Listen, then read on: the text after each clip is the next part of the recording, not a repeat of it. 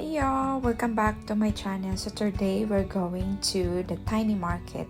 So if you come from Rainy Road and going to Old Draketown Trail, this is what you will see. So they are located at 516 Old Draketown Trail, Villa Rica, Georgia. So ito po yung pinaka-entrance nila, yung place na yan. And then on the left side and going forward also are the parking places. If you come from Highway 101, they are located on the left side sa Old Draketown Trail. So yan yung further na space for the parking area, and that's where they also have their mini garden.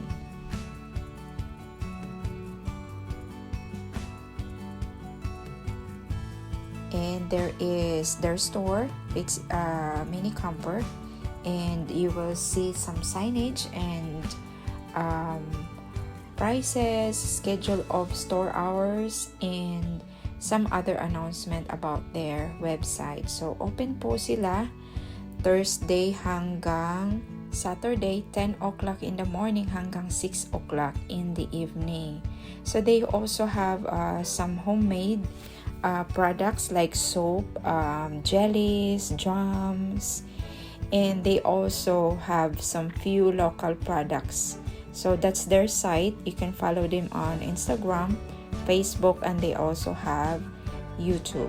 So ito po yung iilan na display ng kanilang locally made na products that are basically from their garden also.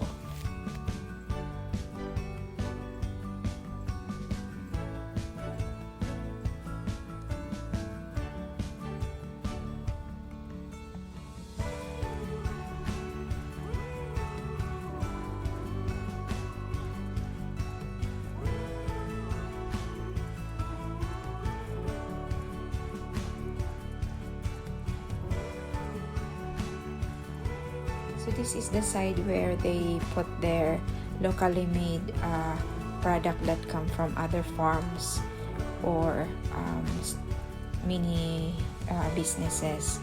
So they have different products that you can also choose. Maganda po siyang pang-gift, lalo na on Thanksgiving or occasion or maybe Christmas. They also have some products that came from bees, like beeswax lip balm, and they also sell seeds.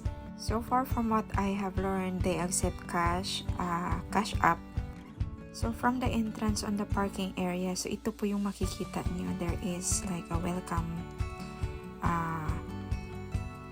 place, this one, and then you can go to the produce area where you can also have your basket if you like to have one. And this is like a self-service.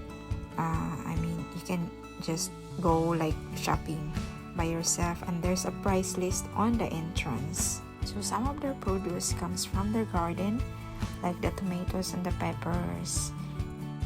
For now, they only have mostly peppers and tomatoes that come from their garden, and the rest come from local farmers nearby. So they also have plants for sale, mums and chrysanthemums for your fall, and you can also buy pumpkins. They have different type of pumpkins, onions, and this part, if you go further, that's where their chicken, and they kind of recycle some of the windows, and more display of pumpkins out there, and other fruits that they put on top of this huge spool.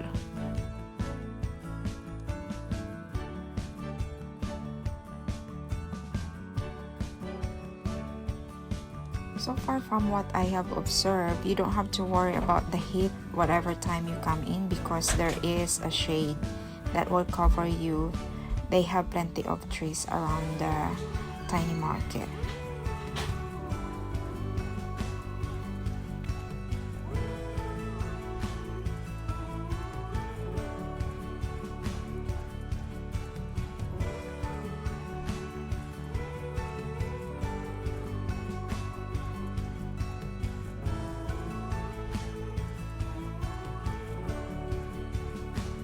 So if you go further, you will notice that there are some cornhole, and there are some chairs where the parents could sit down, or the kids, and you can have pictures with the pumpkins. And they have also some other activities that you can enjoy there. The entrance is just $5, and this will be until October 28th. So go hurry, and so that you will have enough time to have pictures or anything that you want to do in this tiny market. It's very interesting and exciting. But if you have more questions, feel free to message them on Facebook or Instagram, Brownies Family Farm.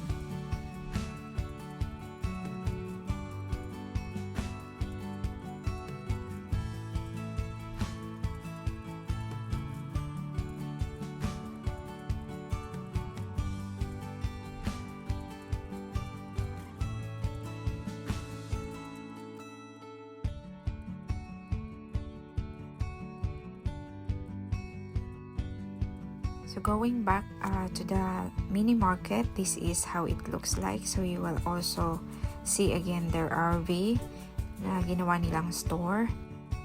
So this is all for now. Thank you all for watching. Bye!